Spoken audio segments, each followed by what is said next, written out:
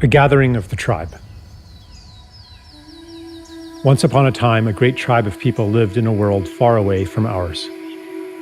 Whether far away in space or in time, or even outside of time, we do not know.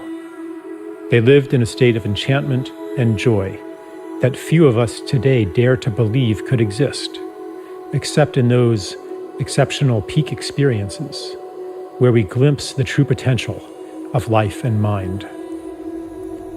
One day, the elders of the tribe called a meeting. They gathered around, and one of them spoke very solemnly. "My friends," she said, "there is a world that needs our help. It is called Earth, and its fate hangs in the balance. Its humans have reached a critical point in their collective birthing, the same point our own planet was at 1 million years ago. And they will be stillborn without our help.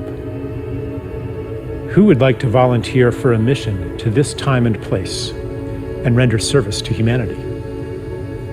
"Tell us more about the mission," they asked. "It is no small thing. Our shaman will put you into a deep, deep trance, so complete that you will forget who you are. You will live a human life, and in the beginning, you will completely forget your origins. You will forget even our language and your own true name. You will be separated from the wonder and beauty of our world and from the love that bathes us all. You will miss it deeply, yet you will be unable to name what you are missing. You will remember the love and beauty that we know to be normal only as a longing in your heart. Your memory will take the form of an intuitive knowledge as you plunge into the painfully marred earth that a more beautiful world is possible. As you grow up in that world, your knowledge will be under constant assault. You will be told in a million ways that a world of destruction, violence, drudgery, anxiety, and degradation is normal. You may go through a time when you are completely alone, with no allies to affirm your knowledge of a more beautiful world. You may plunge into a depth of despair that we, in our world of light, cannot imagine. But no matter what, a spark of knowledge will never leave you. A memory of your true origin will be encoded in your DNA. That spark will lie within you, inextinguishable, until one day it is awakened. You see, even though you will feel, for a time, utterly alone, you will not be alone. We will send you assistance, help that you will experience as miraculous, experiences that you will describe as transcendent. These will fan that spark into a flame. For a few moments or hours or days, you will reawaken to the beauty and the joy that is meant to be. You will see it on Earth. For even though the planet and its people are deeply wounded, there is beauty there still, projected from past and future onto the present as a promise of what is possible and a reminder of what is real.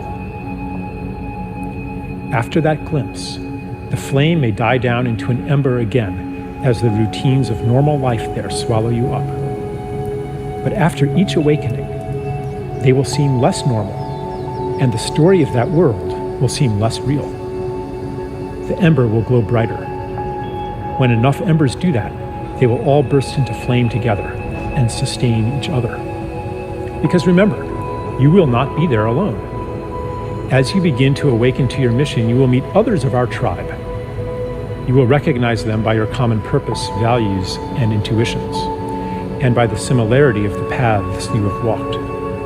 As the condition of the planet Earth reaches crisis proportions, your paths will cross more and more. The time of loneliness, the time of thinking you might be crazy, will be over. You will find the people of your tribe all over the Earth and become aware of them through the long-distance communication technologies used on that planet. But the real shift, the real quickening, will happen in face-to-face gatherings in special places. When many of you gather together, you will launch a new stage on your journey, a journey that, I assure you, will end where it begins right now. Then, the mission that lay unconscious within you will flower into consciousness. Your intuitive rebellion against the world presented to you as normal will become an explicit quest to create a more beautiful one. A woman said, "Tell me more about the time of loneliness, that we might prepare for it." The elder said, "In the time of loneliness, you will always be seeking to reassure yourself that you are not crazy.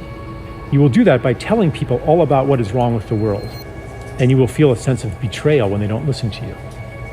You might hunger for stories of wrongness, atrocity, and ecological destruction, all of which confirm the validity of your intuition that a more beautiful world exists. But after you have fully received the help we will send you, and the quickening of your gatherings, you will no longer need to do that, because you will know. Your energy will thereafter turn toward actively creating that more beautiful world." A tribeswoman asked, "How do you know this will work? Are you sure our shaman's powers are great enough to send us on such a journey?" The elder replied, "I know it will work because he has done it many times before. Many have already been sent to Earth to live human lives and to lay the groundwork for the mission you will undertake now. He's been practicing. The only difference now is that many of you will venture there at once. What is new in the time you will live in is that you will gather in critical mass and will each awaken the other to your mission. The heat you will generate will kindle the same spark that lies in every human being. For in truth, each one is from a tribe like ours. The whole galaxy and beyond is converging on Earth, for never before has a planet journeyed so far into separation and made it back again. Those of you who go will be part of a new step in cosmic evolution." The tribesman asked, "Is there a danger we will become lost in that world and never wake up from the shamanic trance? Is there a danger that the despair, the cynicism, the pain of separation will be so great that it will extinguish the spark of hope, the spark of our true selves in origin, and that we will be separated from our beloved ones forever?" The elder replied, "That is impossible. The more deeply you get lost, the more powerful the help we will send you. You might experience it at the time as a collapse of your personal world, the loss of everything important to you.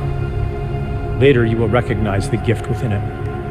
We will never abandon you." Another man asked, "Is it possible that our mission will fail and that this planet Earth will perish?" The elder replied, "I will answer your question with a paradox. It is impossible that your mission will fail, yet its success hangs on your own actions. The fate of the world is in your hands. The key to this paradox lies within you, in the feeling you carry that each of your actions, even your personal secret struggles, has cosmic significance. You will know then, as you know now, that everything you do matters." There were no more questions. The volunteers gathered in a circle, and the shaman went to each one. The last thing each was aware of was the shaman blowing smoke in his or her face. They entered a deep trance and dreamed themselves into the world where we find ourselves today. Here we are. Yeah, here we are. Here we are.